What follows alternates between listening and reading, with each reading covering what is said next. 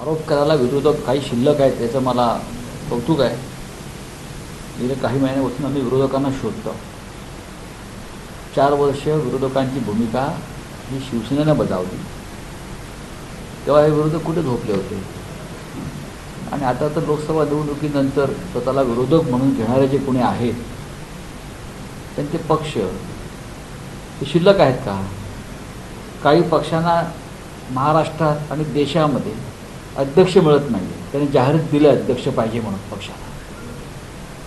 इतर जे काही पक्ष आहेत ते आज थोडेफार दिसत आहेत, ते अजून पुढल्या 10-15 दिवसामध्ये ते भाजप किंवा शिवसेनेमध्ये विलीन झालेले दिसतील तुम्हाला पूर्णपणे.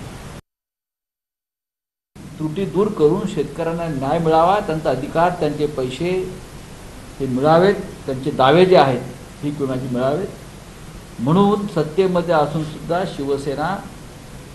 शिवसेना पक्षप्रमुख उद्धव ठाकरे यांच्या नेतृत्वाखाली पीक विमा कंपन्यांच्या मुंबईतल्या कार्यालयावरती मोर्चा नेतो. आम्ही सत्तेमध्ये असताना करतो. मग हे विरोधक जे गांडूळ वळवळत आहेत आता, त्यांना तेव्हा काय अक्कल आली? त्यांनी हातामध्ये का नाही घेतली? आणि आम्ही करतोय तर त्यांना काहीतरी घुसफुटत दिसत आहे.